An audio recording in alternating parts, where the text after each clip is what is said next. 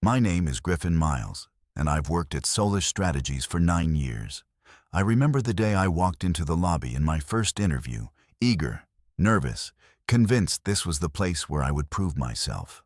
Over the years, I stayed late to polish proposals and crafted pitches so persuasive that clients sometimes asked to speak only with me. When the firm landed its first major international account, I organized travel logistics and delivered a presentation that turned skeptics into believers. I sacrificed birthdays, anniversaries, entire weekends, all to ensure Solace thrived. Each success felt like a victory, not just for the company, but for my wife, Celeste Hawthorne, who would beam with pride as her right-hand man. As she climbed from senior director to COO and ultimately CEO, I celebrated alongside her, never questioning that my own sacrifices would one day reap equal reward. That reward should have been the obvious next step, the promotion to Chief Strategy Officer, a title that would cement my place in the firm's history. Instead, I learned the truth behind the closed boardroom door. I stood behind the frosted glass, heart pounding in my chest like a drum announcing an invasion as Celeste concluded the meeting. When she emerged, her eyes avoided mine, her posture stiff with apology. She placed a hand on my arm, an awkward gesture, half affection, half obligation. Her voice trembled when she said, "The position went to Asher Knox." She paused, searching my face for an understanding I did not feel. "Nothing personal," she whispered, as if the phrase alone could smooth over years of devotion. 22 years old, fresh from a business school whose name she had dropped once while bragging to friends. Asher, the handsome new boyfriend who carried her gym bag to the cliffside, runs she sponsored in press photos. I felt the betrayal as sharply as a physical blow, my vision narrowing to the painful thrum of blood in my ears. I recalled each late-night conversation in our living room, mapping out financial projections on her laptop. I remembered how she once described me to investors as my secret weapon. Where was the secret now? And who wielded the weapon? My mind raced, remembering sacrifices made with pride. The weekend I skipped Jacob's soccer final to finalize a supply chain deal in Rotterdam. The anniversaries I spent on conference calls instead of sharing a canal at dinner. Pride gave way to something colder. I stepped toward her, forcing my expression to remain calm. I touched her hand back briefly and felt the distance between us grow infinitely in that moment. "Congratulations to Asher," I said, my voice low and even, betraying nothing of the anger coiled inside me. She blinked, surprised that I could muster a polite smile. "I hope he earns it." She nodded, relief flooding her face as though I had accepted the insult. But I had promised myself in that instant that this would be the last time Solace Strategies swallowed all that I was worth without consequence. Later that evening, as the city lights blurred beneath the airplane's wings, I replayed the conversation over and over. My hotel room felt colder than any boardroom. I stared at the ceiling, counting the scrollwork patterns until dawn. By sunrise, I knew exactly what I would do. My loyalty had been mistaken for weakness. My devotion had been mistaken for servitude. I refused to be the invisible architect of someone else's glory. I rose quietly, brewed coffee strong enough to wake the dead, and reviewed files on my encrypted laptop. Files detailing 17 separate corporations I had built from scratch. Entities that operated in sectors ranging from analytics to supply chain management. Each one a top client of Solace, and each registered under different names and addresses to ensure professional distance. Without my efforts, those contracts would dissolve like sugar cubes and water. As I drafted the first of 17 termination notices, I felt no remorse, only a glimmer of exhilaration. My hands moved swiftly across the keyboard. Dear company name, we regret to inform you that effective immediately, Solace Strategies will terminate service level agreement, #. Each email carried the weight of years of unacknowledged effort. Every subject line was a calculated strike, severing ties that had contributed 72% of Solace's revenue. By the time I clicked send on the final notice, the sun had climbed high above the skyline. I sat back and poured another cup of dark roast, savoring the bitter taste. Loyalty might be rewarded, or it might be exploited. Today, I chose to tip the scales. I did not attend the morning meeting at the firm's glossy headquarters. Instead, I watched alerts pop up on my phone, client inquiries, frantic questions from account managers, and the faintest tremor of panic seeping through every message. When I finally strode into the lobby at noon, my tailored suit felt lighter, my posture more upright than it had in years of failure. The firm I helped build was hemorrhaging revenue, and the board had no idea whom to blame. As I passed through the revolving doors, I looked forward past Asher Knox's startled gaze, past Celeste's forced composure, and into a future where recognition was no longer a courtesy to be begged for, but a standard I would command myself. People thought I was just a loyal husband playing second fiddle at Solace. The doting man in the tailored suits standing quietly behind his powerhouse CEO wife. The Mr. Hawthorne, who smiled in press photos, poured wine at client dinners, and disappeared when the flashbulbs faded. But what they didn't know, what Celeste never told them, was that I wasn't just supporting her from the sidelines. I was the architect of every single major deal that kept that company afloat. You see, there are the public faces of companies, CEO, handshakes, and photo ops. And then there are the hands that actually hold it together. I was the latter. While Celeste smiled for Forbes and shook hands with Silicon Valley elites, I was back at the desk at 3 a.m., rewriting contracts, renegotiating licensing agreements, and drafting operational blueprints so tight even the regulators didn't blink. Every major client Solace had brought in during the last 4 years. I scouted them, courted them, closed them, and more importantly, I insulated them legally, financially, structurally. What no one at Solace knew, not even Celeste, was that I had built a web. 17 companies, not 17, each registered under different holding firms and licensing umbrellas across 5 states. Tech startups, logistics firms, AI analytics, supply chain integrations, fleet management, distribution platforms. I did it all quietly, carefully, methodically. They weren't dummy corporations. They were real functioning profit-generating machines, and the common thread tying them together. Solace. I made sure my companies became their biggest clients.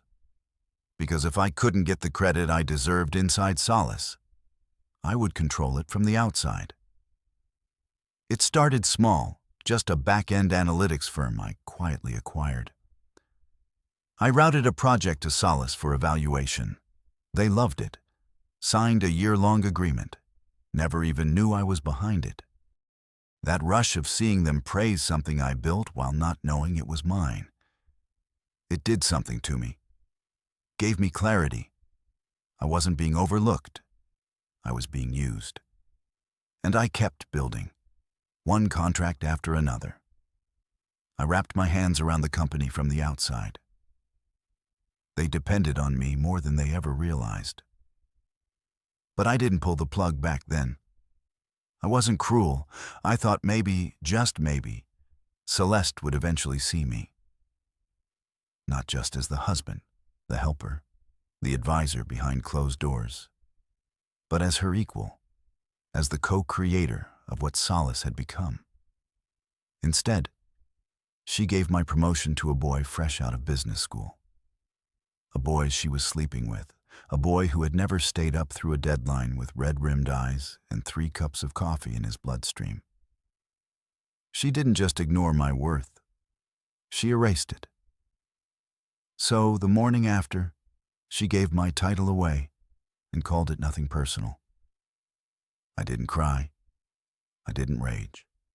I didn't drink or curse or call my lawyer. I woke up at 4:30 a.m. like I always did. I shaved, showered, brewed a mug of coffee strong enough to peel paint, and walked into my home office with the same precision I used to build empires. I logged into 17 client portals, opened 17 dashboards, reviewed analytics, client satisfaction scores, service level audits. Everything was clean. Everything was working. That made it easier. No loose ends, no excuses. Then I began scheduling them.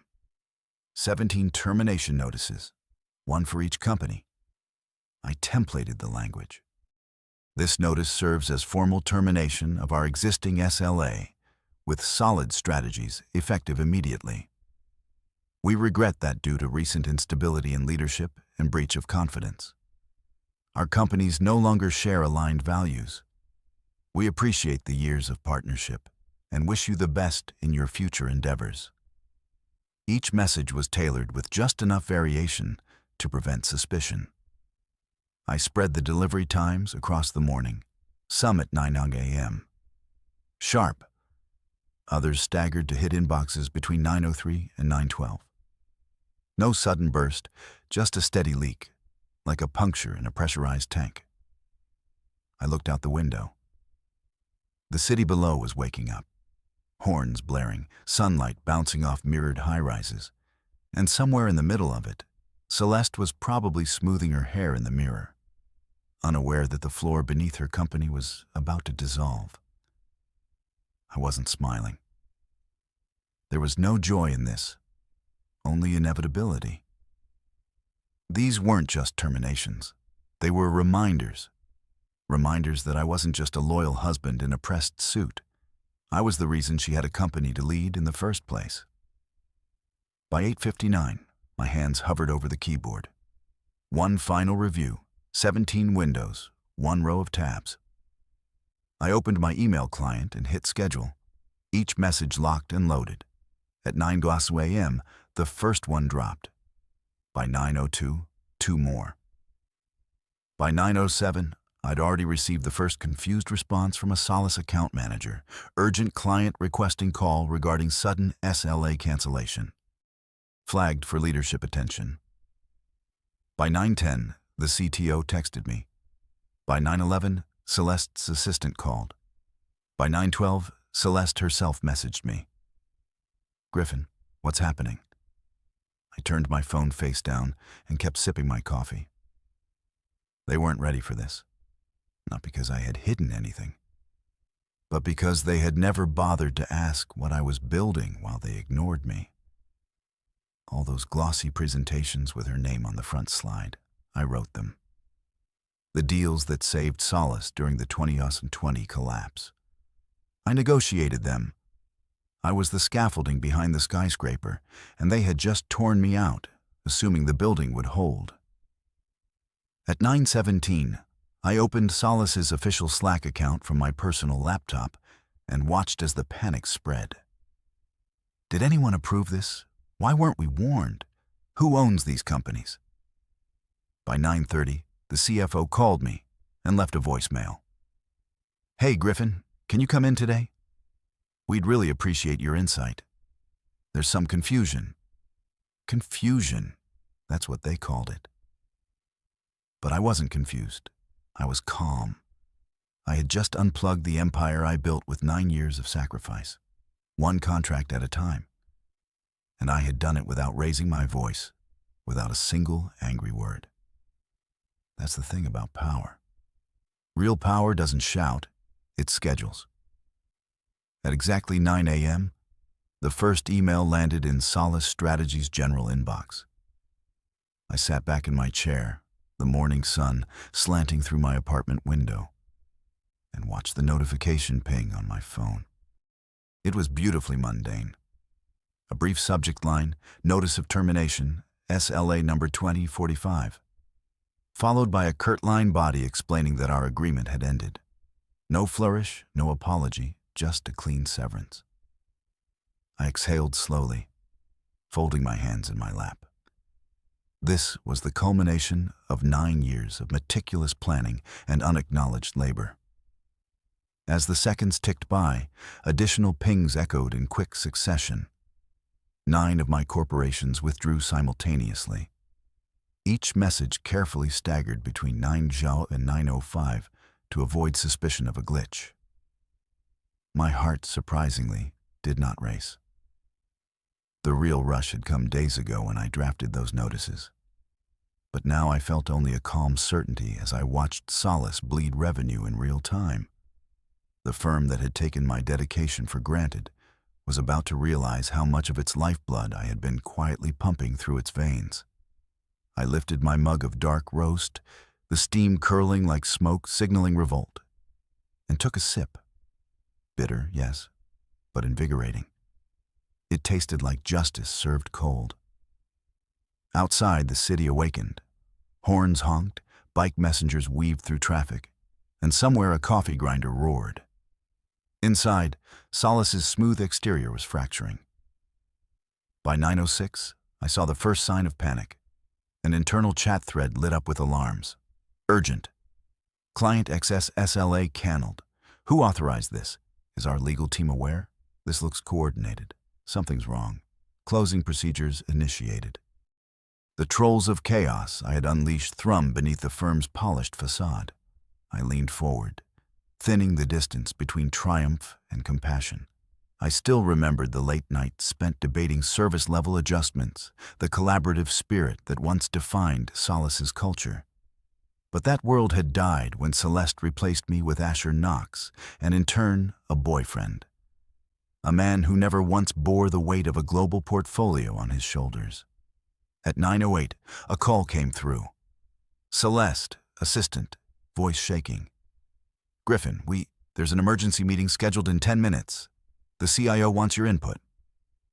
I nodded, though she couldn't see me. I already knew they would beg. I paused for a moment, tasting the irony. After all those years of offering strategic guidance, I would now be summoned to salvage the crisis I'd engineered. I texted back, "I'll be there," and closed the chat window, savoring the rush of power that coursed through me. Then I stood, straightened my tie, half out of habit, half for ceremony, and walked to the door. When I entered Solace's conference suite, it was a scene I would have once described in glowing terms. State-of-the-art AV equipment, ergonomic chairs, a boardroom table polished to a mirror finish. Only now it smelled of panic, coffee forgotten in ceramic mugs, papers strewn like fallen leaves, and faces drawn tight with fear. Asher Knox sat at the head of the table, his posture collapsing as he scrolled on his tablet. Celeste hovered by the screen, exuding brittle tension. The CIO motioned to an empty chair beside him. "Griffin," he said, voice wavering. "We need you." I sank into the seat, eyes flicking across the room to drink it all in. The CFO frantically flipping through balance sheets, the head of legal biting her lip, investors on the conference call demanding explanations. I cleared my throat. "Good morning," I said evenly, each word measured. "I see there are questions regarding our client portfolio." They nodded, relief and apprehension mingling in their expressions. The CIO glanced at Celeste, then back at me. "Can you shed light on why 17 of our top clients have terminated SLAs at once?" Silence settled like a fog. I tapped my pen against the table and explained. Each of these corporations is separate, legally distinct, but collectively responsible for 72% of our revenue. Their SLAs were terminated for breach of service due to leadership instability and failure to meet contractual deliverables. Celeste's eyes widened, searching mine for denial. I remained calm. They cited a clear breach of confidence, Effective immediately, I continued. I've seen the notices myself. Murmurs rose around the table. The legal head whispered. But breaches? We've met every metric for 9 years. I nodded. That's precisely the point. No one noticed when I built the network, and no one noticed when I withdrew it. The board members exchanged glances. The CFO cleared his throat. Griffin, what can we do? I let the question hang like smoke in the air. I can reinstate contracts one by one, I said. But only if leadership recognizes that loyalty and competence must be valued. Otherwise, these companies will find no reason to return. I watched Celeste's face drain color, the veneer of control cracking.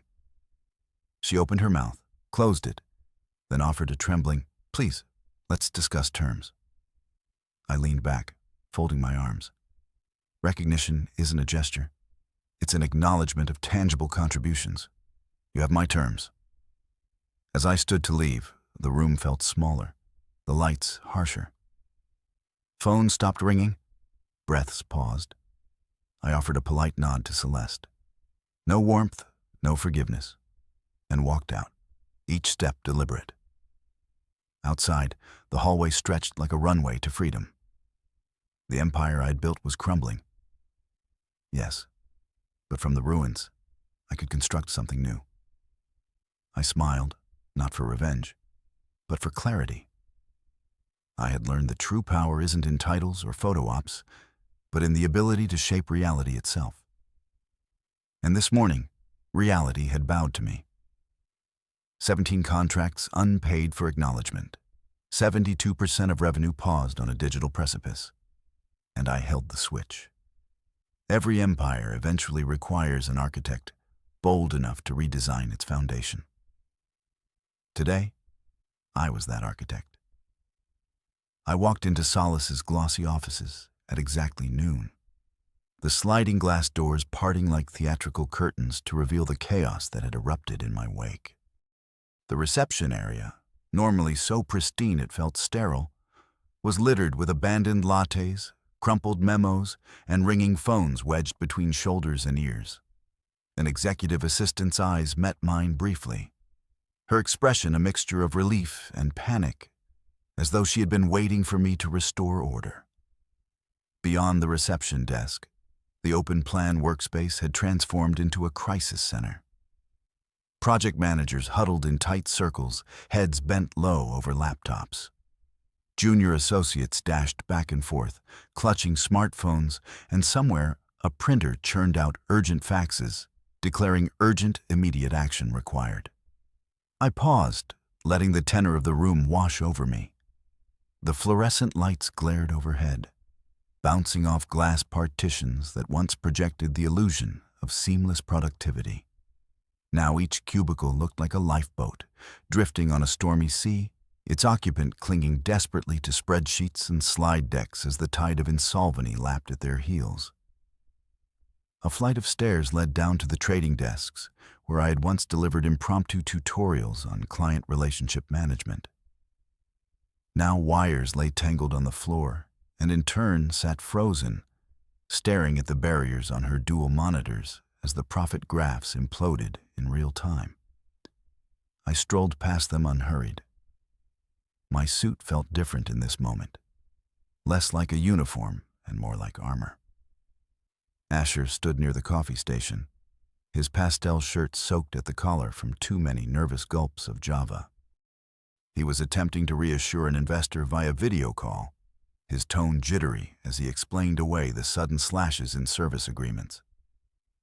"We're working to resolve this," he said on speaker, blinking into the camera as if the lens might project some stability. The investor on the other end shook his head, disdain palpable even through digital static, and ended the call mid-sentence. Asher's shoulders slumped. I nodded at him in passing, my greeting measured, then continued toward Celeste's corner office, where the epicenter of this storm awaited. Outside her door, 2 staffers spoke animatedly, their voices hushed but frantic. How does this even happen? one asked, eyes wide. 17 major clients gone in one morning. The other shook her head. It has to be sabotage or system error. Why would our backbone just quit on us? They glanced at me as I approached and then fell silent, waiting for my answer. I allowed them a moment to register my presence. 9 years of history folded into my gait, the weight of every proposal and contract I had ever touched. Then I pushed through the door. Celeste stood at the far end of her office, framed by floor-to-ceiling windows that overlooked the city skyline.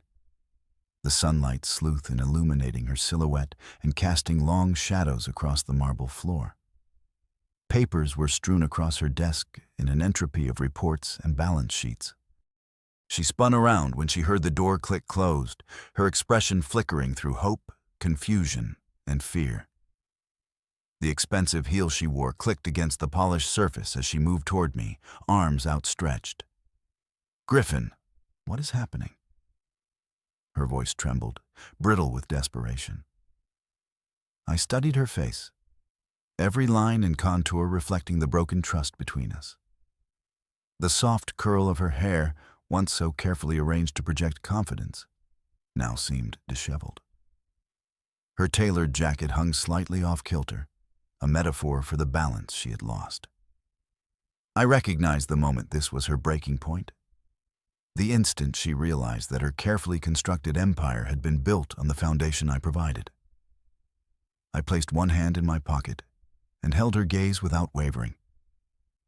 "Market correction, I think," I said quietly, as if delivering a weather report rather than shattering her world. My tone was neutral, clinical, an echo of the same detachment she had shown when she handed my promotion to Asher. She blinked, trying to parse the meaning behind my words. Or perhaps leadership instability. The corners of her mouth twisted downward as understanding bloomed in her eyes. "But you can fix this," she whispered, words heavy with pleading. "These are your accounts, your companies."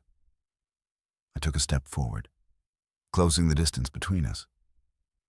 The office felt smaller now, walls pressing in as if eager to witness my decision. I lowered my voice so only she could hear. "I was going to," I said, "but then you gave my title to your intern with benefits." No name, no recrimination beyond that one pointed phrase. She flinched, lips parting as though to defend herself, then closed her mouth again. I saw in her eyes the memory of every time she had taken my advice in private, while basking in the public applause wrongly attributed to her alone. Silence stretched between us, charged with the weight of 9 years of shared ambition and unspoken resentment. Behind Celeste, the office beyond her glass walls struggled to recover from my orchestrated exodus. I watched a cluster of vice presidents pace the corridor, terrified mutters escaping their lips like smoke. Even here in the headquarters she ruled, the air tasted of panic and regret. I straightened my tie, a habit I had formed in boardrooms and crisis meetings long before today's conflict. I turned slightly, nodding toward the window. "It's not too late," I said. "We can restore these agreements if you choose to acknowledge that I built them." My words hung in the air, a lifeline thrown across a chasm of betrayal. She swallowed, throat bobbing as she processed the ultimatum. Her voice was barely audible when she finally spoke. "I'm sorry. Let me make this right." She took a step toward me, but her reaching hand trembled. I watched, heart tempered by a mix of satisfaction and sorrow. Every year I had stayed silent, believing our partnership would blossom into equal recognition. Instead, my silence had been mistaken for complacency. Without another word, I turned and walked toward the door, the click of my shoes echoing through the suddenly hushed office. Behind me, Celeste's voice rose in a plea, but I didn't look back. The moment for reconciliation had passed with the echo of those 17 termination notices. As the door slid shut, I left behind more than a crumbling enterprise. I left behind the illusion of partnership built on unacknowledged labor. From this day forward, I would build anew, anchored by recognition, not the echoes of a title withheld. The board assembled that afternoon in the same hushed grandeur where I had once envisioned my triumph. I stepped into the oak-paneled room, its walls adorned with framed mission statements and glossy photographs of triumphant teams. A single long table stretched before me, ringed by high-backed leather chairs occupied by faces I'd known for years, some I'd mend, others who had once vouched for my promotion. Today, they looked at me with a mixture of weariness and hope. The CFO, pale and tremulous, gestured to the chair at the far end. "Griffin, thank you for joining us," he said, voice barely concealing relief. I nodded, but made my way to the center seat, equidistant from all watching eyes. At the head of the table sat the board president, a man whose stoic demeanor rarely betrayed emotion. As I took my seat, he cleared his throat and adjusted his glasses. "We've convened on short notice," he began, tone measured, "because we need answers. 72% of our income evaporated this morning. Can someone explain how that happened?" The question hovered above us like an accusation. I inhaled slowly, scanning the circle of faces. Asher Knox perched nervously beside Celeste.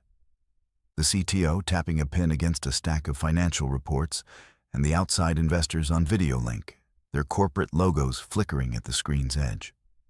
In that moment, the polished veneer of authority peeled away, revealing the vulnerability of a company unprepared for its own fragility. I straightened my back, smoothing the creases in my jacket. "I'd be happy to explain," I said, voice calm but confident. The board president inclined his head, granting permission. I leaned forward, placing both palms flat on the table as if to anchor myself in the gravity of my words.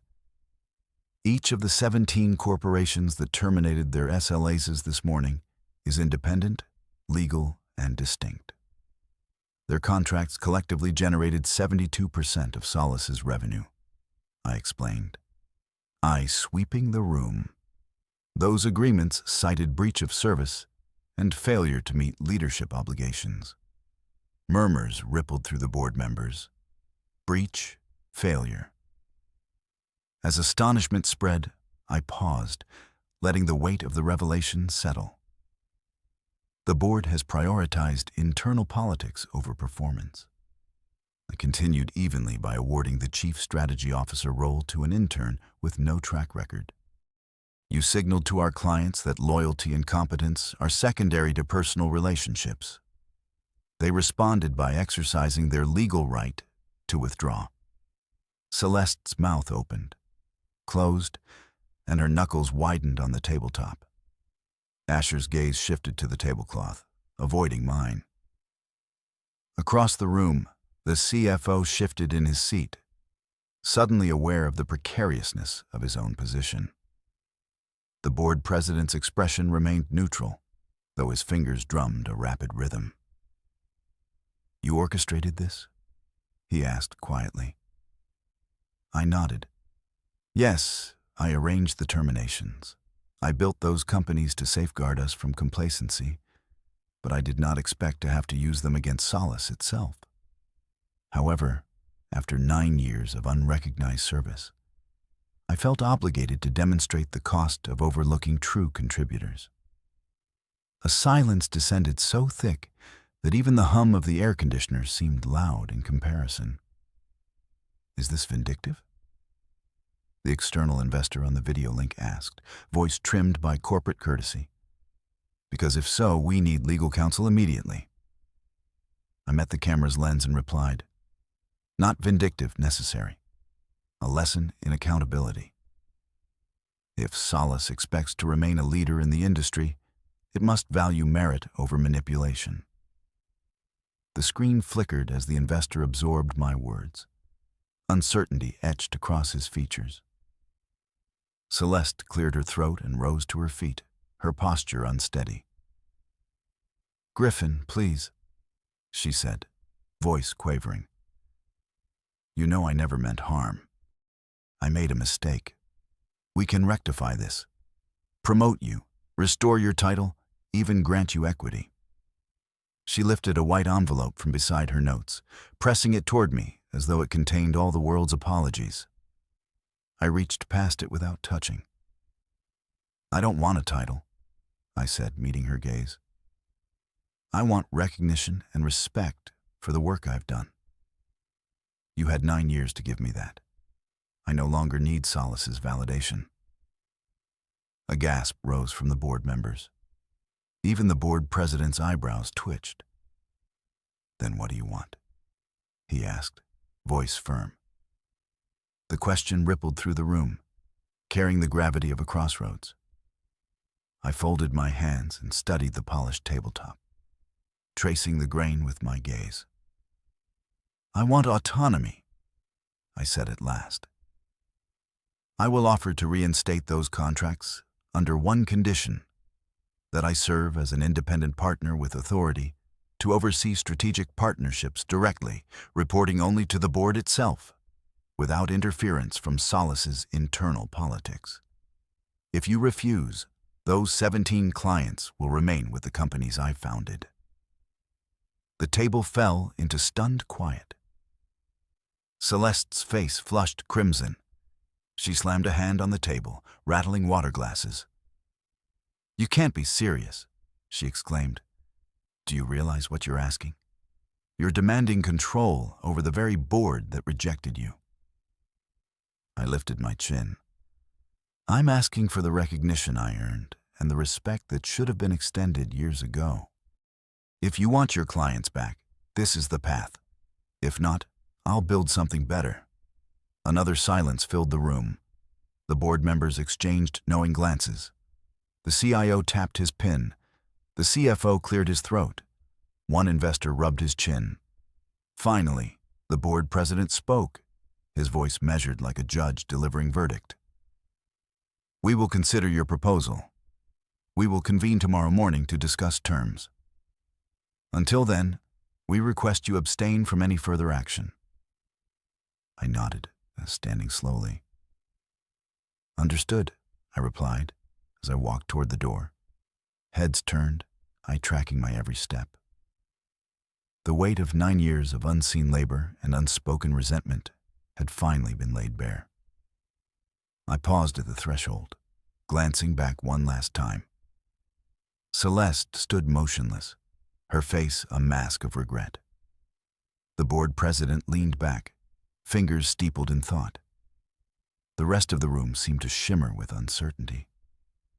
Then I closed the door gently behind me, leaving them to ponder the fallout of a boardroom funeral I had delivered with quiet precision. Outside in the hallway, sunlight streamed through tall windows, illuminating my path forward. I felt alive more than ever, knowing that I had shattered old expectations and carved a new direction from the remnants of a broken promise. Celeste trailed behind me through the gleaming marble corridor, her heels echoing like hesitant footsteps of a plea-seeking refuge. The boardroom doors had closed behind us, sealing away the stunned gasps and whispered conjectures I had delivered with quiet precision. I paused at the intersection where the glass walls gave onto the city vista, the skyline shimmering with indifferent indifference. She stopped a few paces back, her breath uneven, as though she had run a race she never intended to win. I felt the tension in her posture, the tremor in her voice when she finally spoke. "Griffin, please wait."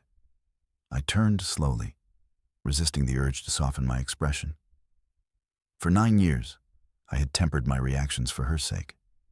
Now I needed clarity, not consolation. Celeste's face was drawn, ashen under the fluorescent lights, every line etched by regret and unspoken apologies. She lifted a trembling hand.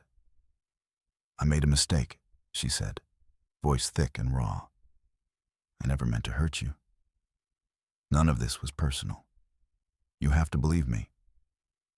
I studied her, recalling the day I had first walked into Solid Strategies, bright-eyed and determined. She had embraced me then, and I had dedicated myself to her ascent. But this moment was different. A reckoning, unfiltered by boardroom facades or press releases. The air between us crackled with shattered expectations. I folded my arms, choosing my words with care. You weren't scared of my power, Celeste, I said. The words deliberate and measured. You were scared I didn't need yours. Her jaw tightened, and for a moment I thought she would snap, would lash out with the arrogance that had once made her so formidable. Instead, she exhaled, shoulders slumping as the weight of my accusation settled upon her. She swallowed, eyes glistening with unshed tears. Name your terms, she whispered, voice thin with desperation. I inhaled the sterile sin of the corridor, the faint hum of the air vents resonating beneath our feet. I want recognition, I said steadily. Not just in name, but in authority. I want to reinstate those contracts, yes, but under my leadership as a partner, reporting directly to the board. I want equal ownership in the company I built just as much as you did. I want my title on the door and my voice in every strategic decision. Celeste's eyes widened, flicking toward the distant office lights as if searching for reflexive support that had evaporated. That's a tall order, she stammered, her tone fractured. You know what that means? The board will bulk. They'll resent ceding power to you after they chose someone else. She bit her lower lip the same way she had done during tense negotiations when stakes were high. But then her posture straightened, determination flickering back into her gaze. They respect you, Griffin, she added, voice steadier. They respect what you've done. I can convince them. I remembered each negotiation where I had been the silent hand guiding her triumphs. Each presentation she accepted as her own. I recalled how she had credited Asher for his proposals, though he had merely repeated bullet points I had supplied. Respect isn't enough, I said quietly. I want partnership, shared responsibility, shared profit, shared authority. If you can't deliver that, then no apology, no title, no equity will fix this. A swirl of emotions crossed her face. Fear, resolve, remorse.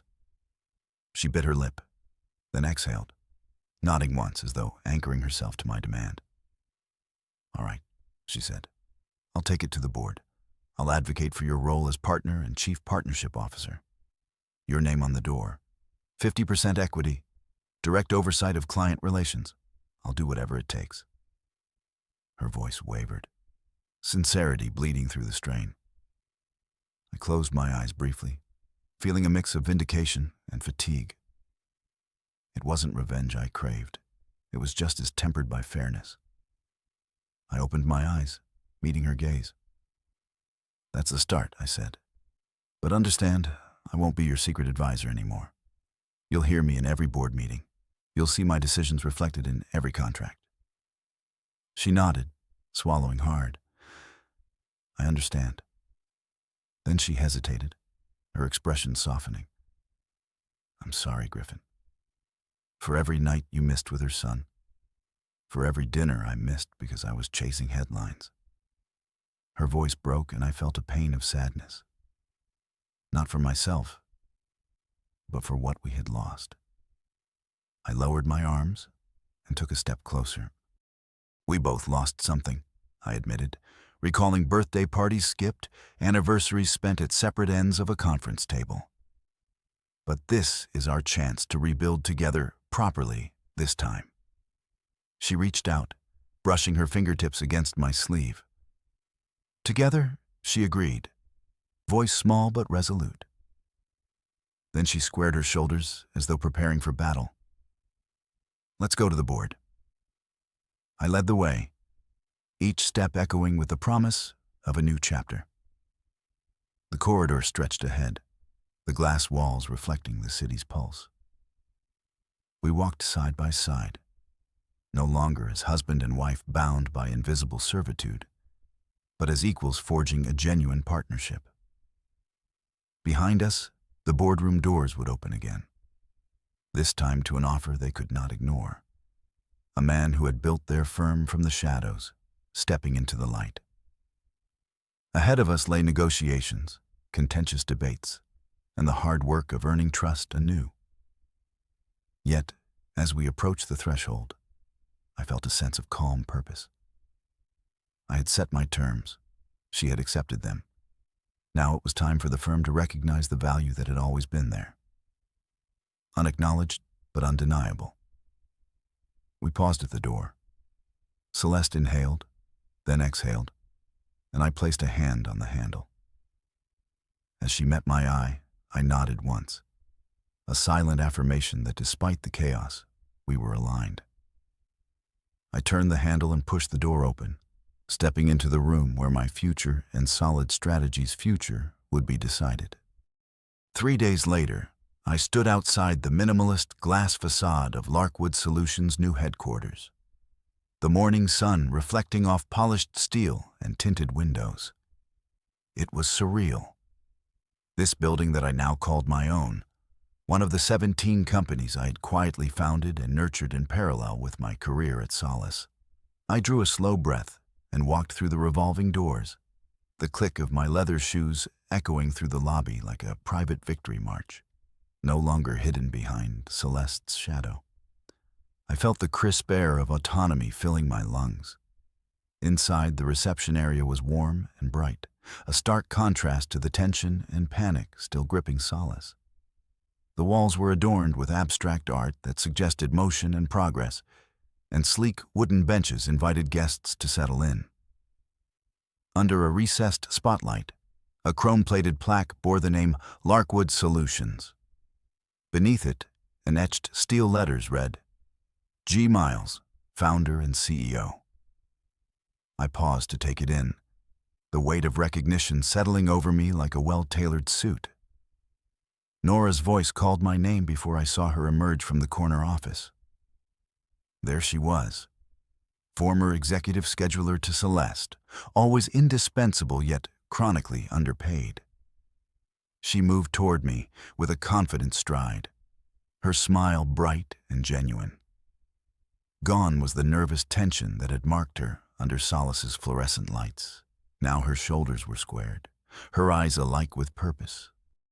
When she reached me, I shook her hand, noticing the firmness of her grip. "Welcome to your new office, Mr. Miles," she said, voice warm with respect. I placed a hand on her shoulder. "Please," I corrected. "Call me Griffin." She nodded. "Of course, Griffin. Let me show you to your corner suite." We rode the glass elevator to the top floor, the city unfolding beneath us like a living map. When the doors opened, I stepped into a spacious office bathed in natural light, with floor-to-ceiling windows that offered panoramic views of the skyline I had once only glimpsed from Solace's boardroom. The room was furnished with modern elegance, a walnut desk polished to a deep sheen, a modular leather sofa positioned for private meetings, and a low credenza displaying a single sculpture of intertwined metal strands symbolic of connection, I assumed. Nora moved to the desk and opened the drawer, retrieving a sleek nameplate that she placed beside a slender glass vase holding a single white orchid. "Founder and CEO," she said, smiling. "It suits you." I thanked her quietly, settling into the high-back chair and feeling the leather adjust to my weight. For the first time in years, I felt truly at home in my own achievement. Behind me, Nora placed a framed photograph on the credenza, our Sol Strategies client team celebrating a major contract win. I frowned slightly. "Is that appropriate?" I asked. She shook her head. "I thought you might want a reminder not of Solace's collapse, but of what you built." I studied the image, my younger self beaming alongside Celeste. Maps and charts sped across the table. Then I smiled, understanding her intention. "Keep it," I said. "It's part of the journey." Nora inclined her head, then stepped out to retrieve my tablet and phone charger. While she was gone, I walked to the window, the city humming beyond the glass. I felt the energy of possibility stretching out like sunlight on concrete. Here I would craft a new sanctuary for talent overshadowed, for ideas dismissed, for professionals undervalued. Larkwood wouldn't just be another corporate identity. It would embody the principles I had fought so long to assert: meritocracy, respect, partnership. When Nora returned, she handed me a printed agenda, our first week's strategic priorities, including client outreach, staffing approvals, and branding rollout. I scanned the top line: "Welcome to Larkwood Solutions Leadership Meeting, 2 p.m., Conference Room A." Beneath that lay a list of former Solace colleagues I had invited to join: Luciana Vega, Tar Benson, Anna Chowdhury. Each one passed over by Celeste, but bursting with talent. I felt gratitude swell. These were people I had silently supported, and now I could lift them where they belonged. At precisely 2 p.m., I led the meeting in a polished conference suite whose glass walls framed the city's bustle. Luciana arrived first, her sharp gaze softening into a relieved smile as she shook my hand. Tarek followed, briefcase in hand, and Dina drifted in moments later, exuding quiet confidence. When all were seated, I addressed them directly. "Thank you for trusting me. You know what happened at Solace. I won't dwell on that. What matters is that Larkwood Solutions will be different." Their nods were steady, their faces open. I outlined our vision: bespoke analytic services, agile supply chain integrations, and proprietary AI-driven decision tools. We will deliver excellence uncompromised by politics. I promised we will build together, profit together, and succeed together. Luciana's eyes gleamed. "Finally, a place where our work speaks for itself," she said. Tar leaned forward. "I'll set up the financial controls. Complete transparency." Anna tapped a pen thoughtfully. "I can recruit more talent," she offered. With every affirmation, I felt the sanctuary solidify. Over the following days, Larkwood's press team drafted a release. Larkwood Solutions emerges as industry disruptor under Griffin Miles' leadership. Quotes from industry analysts predicted rapid growth, and social media buzzed with excitement. Meanwhile, Solace's PR remained entangled in crisis statements and myopas, their brand tarnished by headlines like Solace's sudden collapse. When favoritism betrays a firm every time I saw Solace mentioned, a mixture of pity and vindication washed over me. Pity for them mired in regret, and vindication for me, steering a ship built on genuine merit. Late one afternoon, Nora knocked and brought me coffee. "They're starting to call," she said. "Potential clients, former colleagues, media inquiries. Everyone wants to know what's next." I smiled, drained my cup, and tapped my fingertips on the desk. "Let them call," I replied. "We're ready." That evening, I stayed behind to finalize contracts with our first wave of clients, companies that once underpinned Solace's revenues. As I initialed each page and slid them across the desk to Nora, I felt the full circle of my journey. Where once I had crafted deals in the shadows, now I signed them in the light. Every signature a testament to my rightful place at the helm. I locked the office and walked to the window, watching the city lights spark as dusk fell.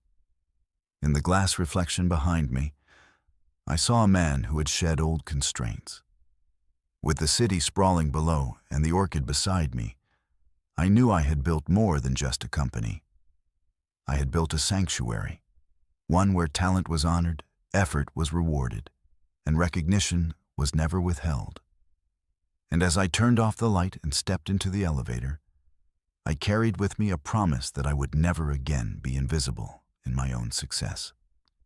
In the weeks that followed my official unveiling as founder and CEO of Larkwood Solutions, I devoted every waking hour to building a culture that valued talent over titles, substance over optics.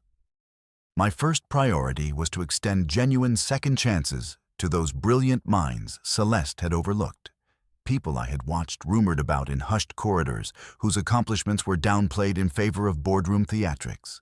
Luciana Vega once passed over 3 times for promotions despite her uncanny knack for closing complex negotiations, answered my call with cautious optimism.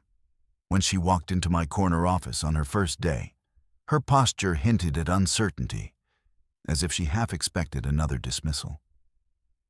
I greeted her with a firm handshake and a clear promise. Here, your ideas carry weight. Your voice shaped strategy. Her surprise melted into resolve, and I knew we were on the right path. Next was Tar Benson, the accounting prodigy whose models had caught the eye of the CFO at Solace, only to be buried beneath layers of bureaucracy and favoritism. Tar arrived clutching a slim portfolio of his projections, charts, and graphs that transformed risk into opportunity. We met over a single espresso in the Larkwood Cafe nook. The morning sun filtering through low-hung pendant lights, he leaned in, excitement tempered by years of disappointment. "I've been ready for a chance like this," he said. I nodded, already envisioning the streamlined financial controls he would implement. "You'll have full autonomy over budgeting and forecasting. No gatekeepers, no hidden agendas." His smile was the kind I had chased for years. Then there was Anna Chowdhury, whose quiet brilliance and user experience design was overshadowed by louder personalities at Solace. Annika had built intuitive interfaces that clients raved about. But internally, her work was credited to teams rather than to her singular vision. When she accepted my offer to join Larkwood as head of product design, she arrived with a modest laptop and a notebook filled with sketches so meticulous they looked like art. In our first brainstorming session, she laid out a plan for a new client portal that would set industry standards for accessibility and insight. I leaned back, watching her presentation, and realized she had been waiting for this stage her entire career. Together, we gathered at the grand conference table that overlooked the city skyline, which by now flickered with the glow of countless windows. Our team assembled, experts in strategy, data science, design, and operations, each one recruited from the ranks of the undervalued. I opened the meeting with a simple declaration. At Larkwood, second chances aren't charity. They're strategic advantage. We are building a sanctuary for the best minds who have ever been denied the spotlight. I watched their eyes light up as I unveiled our roadmap. Cross-functional teams empowered to set their own goals, a flat organizational structure that prioritized collaboration over command, and a profit-sharing model that aligned individual success with company growth. Luciana tapped her pen against her notebook and said, "We'll need to redefine our brand voice to reflect this ethos." Tar chimed in, "Our financial projections must include contingency reserves. Volatility is our friend, not our enemy." Anna sketched wireframes on the whiteboard. Clients will navigate our platform in ways they didn't even know were possible. Each contribution built on the last, and I felt a surge of pride. Not in having orchestrated this, but in witnessing innovation that had been stifled for too long. Meanwhile, word of our progress traveled fast. Former Solace colleagues began reaching out, intrigued by Larkwood's rapid ascent, offers of partnership, inquiries about equity, each message a testament to the shifting tides. But I remained focused on execution. I invested in personalized onboarding experiences, welcoming each new hire with a tailored roadmap and one-on-one mentorship sessions. I created a recognition wall in the lobby featuring photographs of our team members with captions highlighting their key achievements. When Luciana secured our first Fortune 500 client under the Larkwood banner, her image went up in lights, an affirmation of the value she had long deserved. As we celebrated our first quarter results, revenue growth that surpassed projections, and client satisfaction scores that set new benchmarks, I found myself reflecting on the contrast between my two worlds. At Solace, my efforts had fueled someone else's narrative. At Larkwood, every milestone felt personal, every victory shared. I walked through the open plan office that evening, pausing to congratulate our teams. I caught sight of Anna demonstrating a prototype to a potential client. Tariq deepened analytics on his dual monitors, and Luciana engaged in a spirited debate about market expansion. Their energy was contagious, their belief in our mission unwavering. In the midst of this whirlwind, one call surprised me most. Asher Knox, fresh from his 2-week Bali retreat and no longer welcome in press releases, left a hesitant voicemail. "Griffin, it's Asher. I'm available if you ever need advice on youth engagement strategies." I smiled at the absurdity. "No, Asher, thank you." But no, our sanctuary wasn't built for interns on jet lag. It was built for those who had weathered storms and emerged stronger. Celeste's offers of equity and partnership still hovered at the edge of my inbox. But I had moved beyond that chapter. When I finally replied, I wrote, "Thank you, but my path is here with the people who believed in me before it was convenient." I clicked send, feeling the freedom of choice I had so long denied myself. By the end of the quarter, Larkwood's brand was recognized as an industry disruptor. Major publications featured profiles of our leadership team. Each story centered on the theme, elevating the undervalued. Clients praised our responsiveness and transparency. Competitors watched with unease as our momentum built. But more importantly, within our walls, a culture of genuine respect thrived. I often found myself standing at the recognition wall, reading the captions, remembering the nights Luciana stayed up perfecting her pitch deck, or the weekends Tar sacrificed to fine-tune risk models. Each photo told a story of redemption and resilience.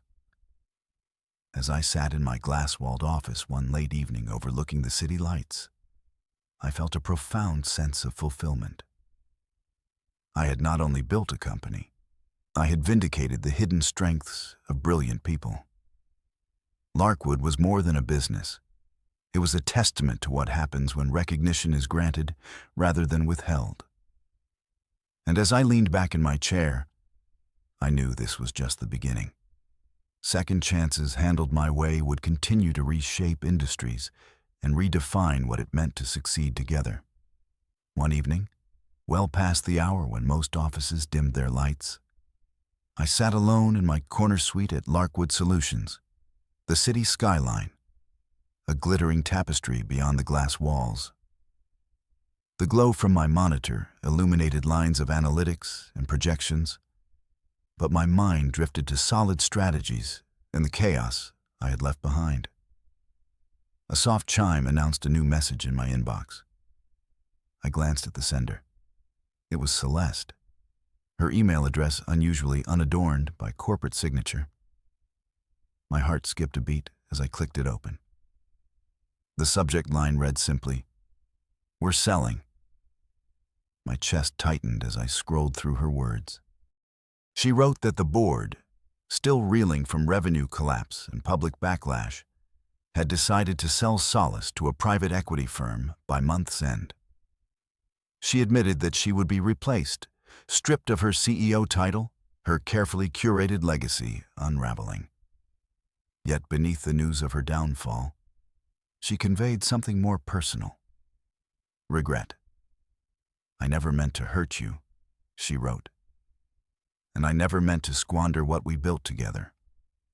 Please understand that at the end, I was terrified of my own mistakes. I leaned back in my chair, the leather creaking beneath me. 1,000 memories played across my mind. The late nights we had collaborated on pitch decks, the whispered debates over financial forecasts at 4 in the morning. The small victories I quietly engineered that she publicly celebrated. I felt the old pang of betrayal, but it was tempered now by the distance I had created. Larkwood was thriving on principles of transparency and mutual respect, principles she had abandoned. I composed my response carefully, each word measured. You weren't scared of my power. You were afraid you didn't need it. It was a mirror of what I had told her in the hallway of Solace's offices on the day I reclaimed my own worth. I paused, reading the line again, ensuring it carried the precise weight of my conviction. Then I pressed send. Almost instantly, a reply notification appeared. Her message delivered in red. Rather than offer further apology or persuasion, I chose silence. I knew that to reply again would be to reopen a door I had firmly closed. Celeste had her own path to walk now when I would no longer guide. Instead, I turned back to my work, pulling up the profiles of prospective clients I had invited to our next Larkwood strategy session. I drafted invites for Luciana, Tar, and Annika, already envisioning the innovative solutions they would bring. As I typed, I felt the calm assurance of a man who had rebuilt his life on foundations of respect and collaboration. Minutes later, another chime sounded. This time, it was an incoming call from a Solace board member whom I had never met in person. Curious, I answered. His voice, tremulous yet cordial, thanked me for my candor and acknowledged that without my intervention, the sale might collapse entirely. He asked if I would consider advising the incoming leadership team post-acquisition. I smiled to myself, tasting irony. The very people who once overlooked me were now seeking my expertise. I muted the call, considered the offer for a moment, then declined softly, saying I was fully committed to Larkwood's vision. The board member's disappointment was palpable, but he understood. By the time I returned to my own suite, the drafting table was cleared, my tablet and tablet stylus glowing like torches in the dim light. I closed my laptop and stood. Moving to the recognition wall in the hallway, I traced the photos of my team's achievements, client testimonials, snapshots from company retreats, headlines celebrating Larkwood's rapid growth. Each image reminded me why I had chosen a new path rather than salvage an old empire. On my way out, I passed an encrypted message on my phone from a trusted former Solace colleague. We all wish we had recognized you sooner. I tapped a brief reply. Better late than never.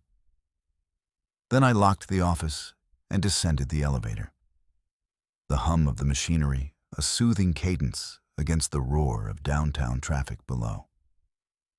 Later that night, as I relaxed in my apartment overlooking the city lights, I reflected on the trajectory that had led me here.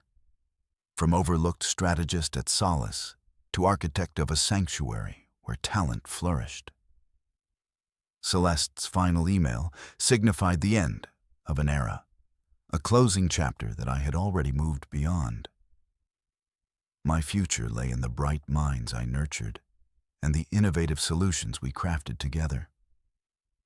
I poured a glass of water and raised it in a silent toast to the journey, one defined not by titles awarded or taken away, but by the recognition we earn when we choose to build, uplift, and lead with integrity. I don't believe in revenge, but I do believe in reminders. Every morning, as sunlight filters through the blinds of my corner office at Larkwood Solutions, my gaze settles on the frame beside my desk. It holds the Solace promotion email, the one that began it all. To Griffin Miles. Subject: position filled. Message: nothing personal. Underneath, in bold gold letters, I added my own annotation. Recognition isn't given, it's taken. That frame is more than decoration. It's a testament to the moment I chose myself over unnoticed servitude. I often imagine Celeste passing by that frame in her new life, no longer CEO, stripped of the company she once commanded and feeling the weight of its message. But for me, it's not about her regret. It's about the promise I made to myself 9 years ago, the vow I kept when I could have begged or pleaded, but instead orchestrated my own liberation. Each glance at the frame reminds me that silent labor deserves acknowledgement, that unseen hands can still shape destinies. Behind me, my team buzzes with activity. Luciana closing a multinational deal, Tar finalizing quarterly forecasts, Anna refining the next-generation client portal. They know my story. They can recite the headlines, how 72% of Solace's revenue evaporated overnight, how Larkwood rose from those ashes. Yet they don't see the frame and my private note as arrogance, but as inspiration. Proof that resilience and strategic courage can rewrite any narrative. Today, I have back-to-back meetings, a pitch to a prospect and renewable energy, a workshop on our equity sharing model, and a late lunch with a former Solace executive who sought my counsel. I greet each with the same calm confidence I cultivated when I sent those 17 termination notices. I've learned that true power lies not in dramatic gestures, but in purposeful actions executed with precision. As noon approaches, I step out onto the terrace adjoining my office. The skyline stretches endlessly, glass towers reflecting blue sky and the promise of opportunity. I inhale deeply, savoring the moment. My phone vibrates with a congratulatory message from a board member at Solace, now part of the acquiring firm. A message of belated respect for steering the sale responsibly. I let the notification sit on red. I don't need approval from that world anymore. Instead, I turn back inside, ready for the afternoon's work. I pause at the frame one last time, a private nod to the man I once was and the man I've become. The note beneath the original email isn't bitterness. It's affirmation. I forced recognition, reclaimed my worth, and built something better. And every day, that frame reminds me that the only validation that truly matters is the legacy we choose to create for ourselves.